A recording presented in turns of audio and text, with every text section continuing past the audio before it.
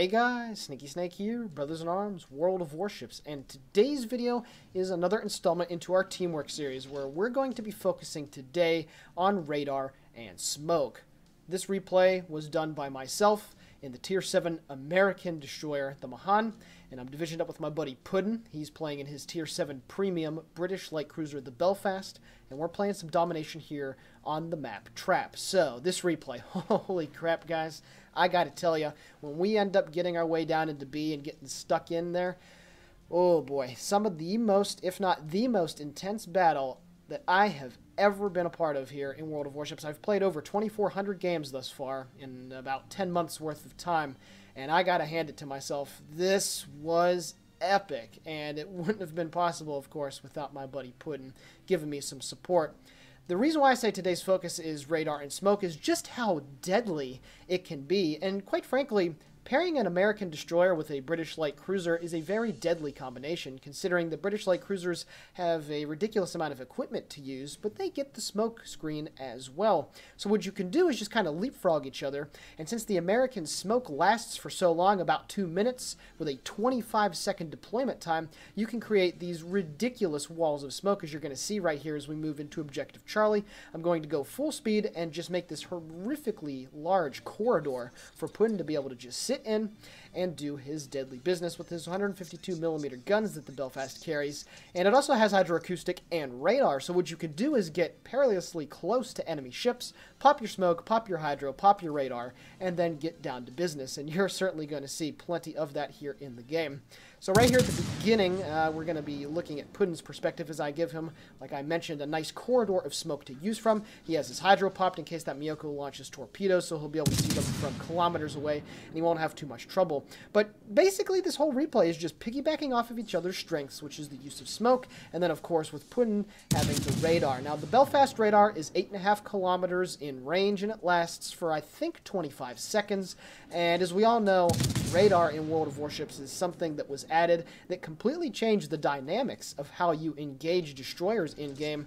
I don't remember what patch it was, but American and Russian cruisers from tiers 8 through 10 had access to radar.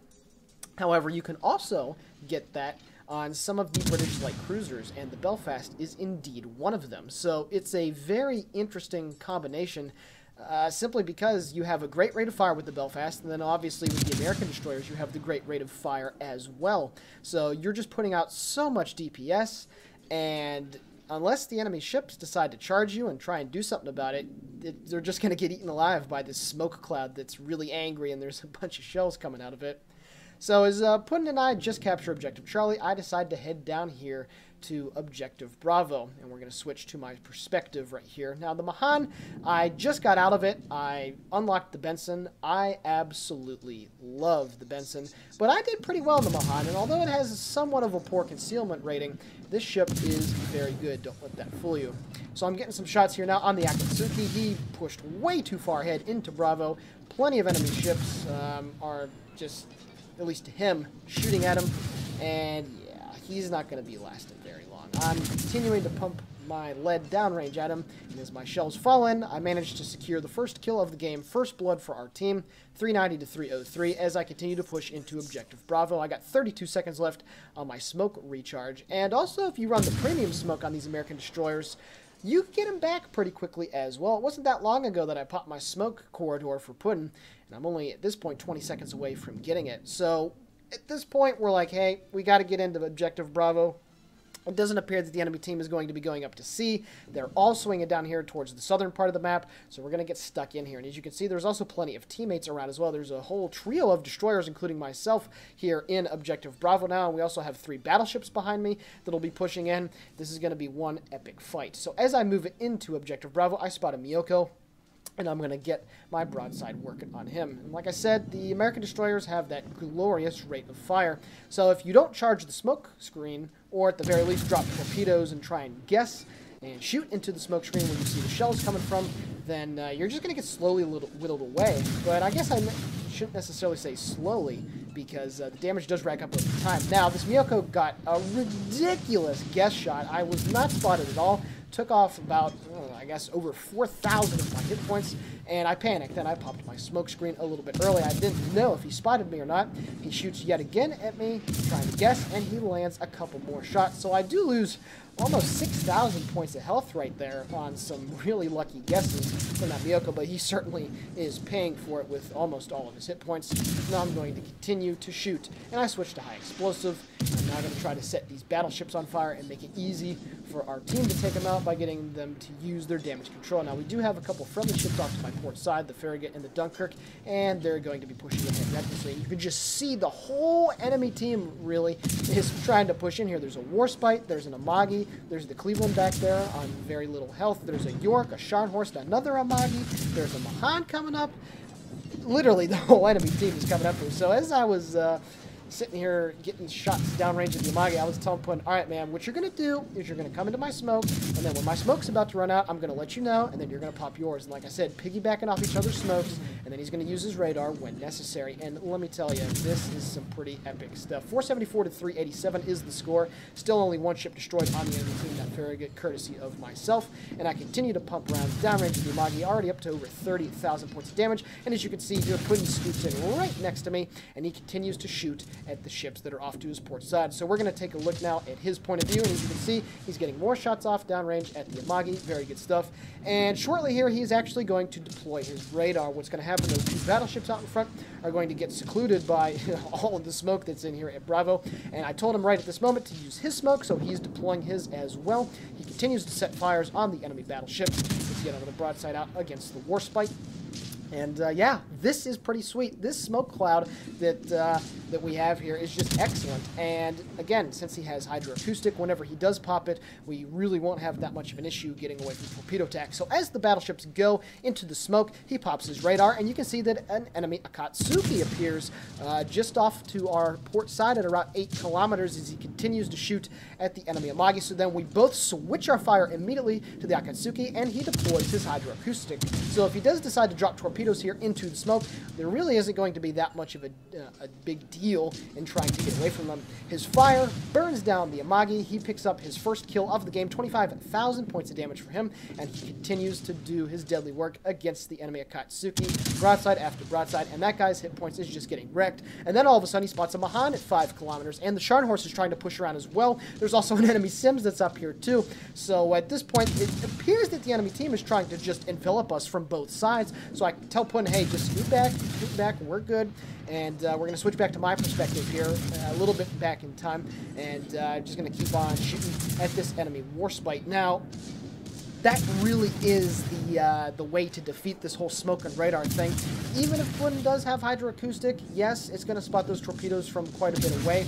But what those enemy destroyers that were over here should have done is they should have just masked themselves on both sides of the island and launched torpedo salvo after torpedo salvo into the smoke. Because at this point, you can see all this cheap damage that we're getting. I'm already up to 45,000 points of damage. And Puddin and I really... we're just at no danger right now. Unless those enemy ships make a concerted effort to push in here and try and take us out, there's literally nothing that they're going to be able to do about it. And, yeah, you can just see how much smoke, it's just so powerful. It just changes the game when you get people that know how to use it and what they're doing. And my smoke has also not just helped Puddin and I out, but there's also been a few friendly ships that have moved through it as well, so they at least get a brief respite from the enemy fire that's coming in. Puddin and I continue to shoot at the Akatsuki. He is losing hit points, but unfortunately we're not going to be able to kill him in time as he gets a broadside of torpedoes out on the friendly knives now, who he's going to kill. I continue to shoot at him, and as my shells fall in, I managed to pick up my second kill of the game, 53,000 points of damage, and I switch my fire here to the enemy York. And then Puddin's like, hey man, we got the Scharnhorst on the right, so my smoke is back in 5.4 seconds, and right as Puddin's smoke is about to go out, I launch some torpedoes downrange, just taking a guess. I was aiming at the York, despite what the gray indicator says, and then I pop my smoke. So once again, piggybacking off of the smoke, 20 seconds left still for the bloom, and now we're going to switch back to Puddin's perspective. So the Scharnhorst and the Mahan are dangerously close on his starboard side, and then unfortunately one of the cruisers was able to sneak his way over to Charlie. I don't remember which one it was, but you can see that there are torpedoes coming in on the backside. I pick up the Confederate. Puddin gets his front guns out here on the enemy Sims. Shells falling in, and boom, he picks up his second kill of the game on that Tier 7 premium American destroyer. Unfortunately, there was just so much going on. He wasn't able to pay attention to everything, and he does take a torpedo hit to the rear, so he uses his damage control, and now he's going to continue to shoot at this enemy Scharnhorst, and I'm certain that there will be torpedoes coming in from him, so he continues to shoot at him and sets more fires. Unfortunately, at this point, however, you can see he is detected, and the York pushes up to use his hydroacoustic. So the York is making the complete right play. So as Puddin shoots his front turrets at the Scharnhorst, I decide, all right, Puddin, I got to go right out of the smoke, and I got to charge this York down. So I'm looking for some torpedoes. I shoot my starboard side of torpedoes out, and then his torpedoes will be detected any second now. So now we're going to have to do some sick torpedo beats right here. Just managed to squeeze our way through those torpedoes. Unfortunately, my starboard salvo misses, but I got 3 seconds left for my other 2 torpedoes, and I'm trying to swing my ship around. I'm at point-blank range. I swing my torpedoes in. Unfortunately, I didn't have it aimed there beforehand. I only managed to get 1 torpedo hit on his stern. Puddin now comes out of the smoke. I'm still waiting for the torpedoes to get reloaded, but then I realized I got to swing all the way around to the port side. Puddin comes out of the smoke. He's trying to help me out, do everything that he can. Right as he is about to die, he deploys his smoke. I run into his stern right as he gets killed. His ship is shielding me from enemy secondaries as more torpedoes go right past. I'm on 200 health. The torpedoes slam right into the York for 10,000 damage, and right as I pull forward, more shells come flying in off my stern, and then the enemy Benson appears right off the port side at 7,000 hit points. So then I continue to shoot at him, and he is unable to detect me because he is not within 2 kilometers. More shells flying out on the enemy Mahan. Excuse me, it was a Mahan, not a Benson. Shells flying in, pick up my 4th kill of the game. Oh my goodness, 252 hit points left. Puddin coming in clutch, dropping his smoke, shielding my ship from the enemy York. His secondaries were pinging off the side of his dead hull, and I am still alive. And as you can see in the chat, I was going absolutely bananas. And because he dropped his smoke screen, there is no need for me to worry unless those battleships try and push in here. So now I'm going in reverse, swinging my torpedo tubes around, trying to get more shots out, and I indeed do on the enemy Amagi. And then, with my smoke back, I'm going to deploy my smoke right here, and as Puddin's is about to run out, I'm going to get mine back. So what a completely unselfish play by Puddin, coming out of the smoke, shielding my destroyer from the York, popping his smoke right at the last second before he kicked the bucket. And now, once again, here I am sitting in the smoke as I pick up the Kraken on the Scharnhorst. 5th kill, over 100,000 points of damage. And now this enemy Amagi is running away like a girl. 614 to 367 as I set my 5th fire of the game. He beaches himself as he's trying to dodge my torpedo attack, and he's going to slowly get eaten alive. That was freaking epic. I cannot even describe to you what was going on in the chat while we were doing that. The amount of communication, the smoke, the radar. We took the game by the horns. We took the objective by the horns, and with a little bit of help from our teammates and some very bold and very awesome plays, that is how you smoke and radar.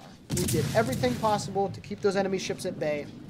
We held our position for well more than 5 minutes against literally the entire enemy team. And as I continue to shoot more shots at the Amagi and crack over 111,000 points of damage, you can just see there how incredible smoke and radar can be if enemy ships are not trying to be aggressive and they're not trying to dig you out. And that's the thing. The York, when he made that play, that was the complete right play, and he almost ended up taking us both out for it. So congrats to that York player. He certainly knew what needed to be done. And German hydroacoustic is really good regardless. But the fact that I'm still alive right now is just freaking awesome. Just watching this replay back just brings a smile to my face because that was just freaking epic. The Amagi continues the burn. I get more torpedoes out a few seconds ago, and they're going down towards his stern. I'm certainly going to get one hit, and we'll see if the torpedo just off of his port or starboard side will be able to nick the torpedo belt. And it does, with 175 hit points left. I pick up kill number 6, 123,000 points of damage. First blood Confederate, and the Kraken unleashed. And there's still a little bit more shooting to be done here at the Bayern as he moves in. 720 to 373. We're finally able to start capping Objective B. And yeah, I am just... I am still just absolutely stunned. That was that's about as intense as World of Warships is ever going to get. And boy, let me tell you, that was pretty freaking sweet. 6:23 left in the game, and I'm now going to start shooting here at the Byron as I swing around. I'm not taking any chances, however, so I'm going to get my turrets facing off my port side, and I'm going to definitely get behind the island before I start shooting. I really would hate to die at this point in the game. So I'm going to continue on sailing. My friendlies are going up. There's the Amagi out in front of me, and then the Atlanta and another destroyer, and they're certainly going to make this guy pay. So now as I get safely behind the island, I'm going to go to stop, and I'm going to continue to shoot and try and pad them stats a little bit more.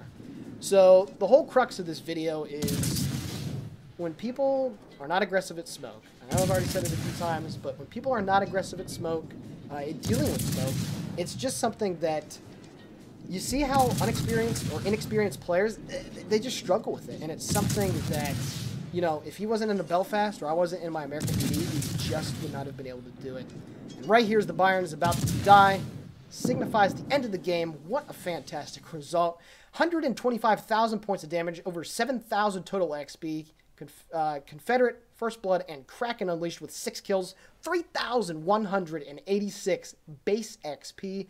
Easily tops on the leaderboard. Puddin coming in 3rd place on the team with 2 more ships destroyed and over 1,400 base XP. We accounted for 8 of the enemy's 12 ships destroyed, held Bravo like a boss, and took the game by the horns. So I really hope you guys enjoyed this replay. This was intense. I loved watching this back, and I really hope you guys enjoyed it as much as we did while we were playing. So with that being said, this is the Sneaky Snake here for Brothers in Arms, World of Warships, signing off. And one last thing, guys, we're going to be having a pretty cool video coming up on the 1st of January to celebrate the new year, so please tune in and check out. So, see ya!